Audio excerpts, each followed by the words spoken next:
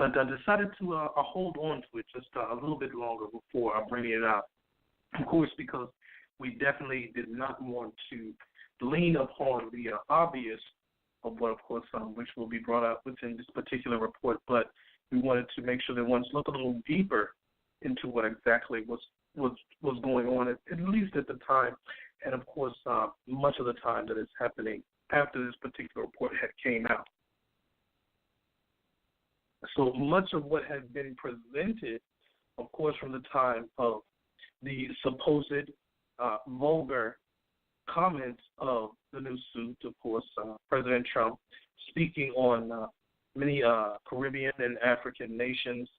Of course, ones of the ones we won't bear repeating exactly what was brought out, whether it was said or not said, because there still is a verdict out for that. Many ones say that they have a lot of audio or many other things to bring out from that particular report, but we won't get into that because that's not exactly what we intend to bring forward to the forefront here for us to pay attention to.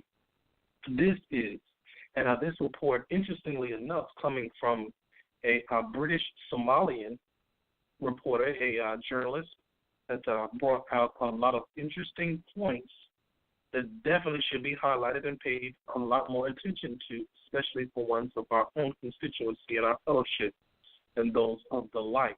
And the report here comes from NPR, or the National Public Radio Incorporated News Network, and it mentions here from the opinion column, Trump's insults will nudge African nations closer to China. This report coming from January 16, 2018 by Ismail Nashe. So again, as we mentioned, a British Somalian reporter, journalist. Very interestingly enough, Mr. Ismail gave a report to the China-Africa report, or the China-Africa project, One can search this particular podcast out. You can Google it. It definitely is present there on YouTube. I tend to check it out very often, particular time now, especially since the past year and a half or so.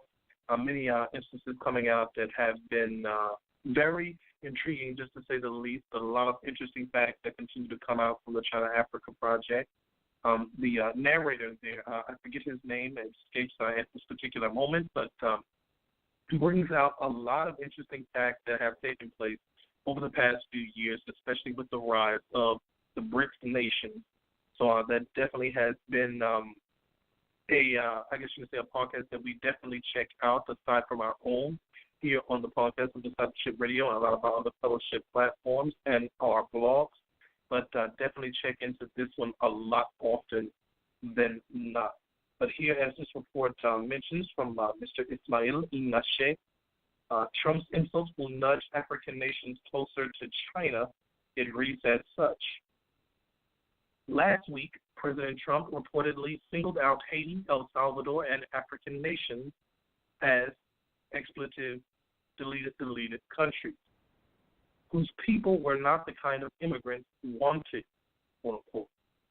At the time, I happened to be in Serekunda, Gambia's largest urban area, as Trump's slurs shocked people across Africa. The anger was palpable. Trump denied saying it, but the reports led to a cascade of swift condemnation, including the United Nations spokesman describing the president's comments as, quote-unquote, racist.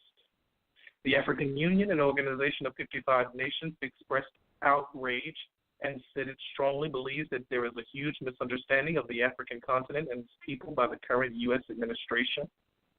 But as the fallout continues, there is something missing from the conversation.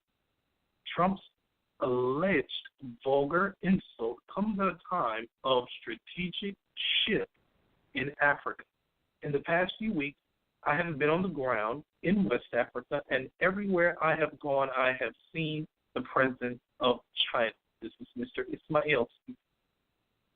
As America has become an increasingly unwelcoming place for young Africans, they look elsewhere in search of a better life. Last week, I visited the Confucius Institute in Dakar, Senegal. a huge building located on the grounds of Senegal's University of Dakar. I spent time with students from across Africa coming to learn Mandarin as a way to land a dream job in China or take a slice from the growing Chinese presence in every corner of the continent. In the past, they might have sought this in Europe or the United States, but those places have put up barriers that make it tough to get student visas. Mamadou Fall, the director of the Dakar Confucius Institute, says that roughly 500 students it teaches find it nearly impossible to get student visas to the U.S. or Europe. But China is happy to oblige them. It now offers Senegalese students free visas and offers 60 of the brightest students from the institute full scholarships to China each year. China's mammoth investment in infrastructure is a key part of its arsenal. As part of the One Belt, One Road initiative, the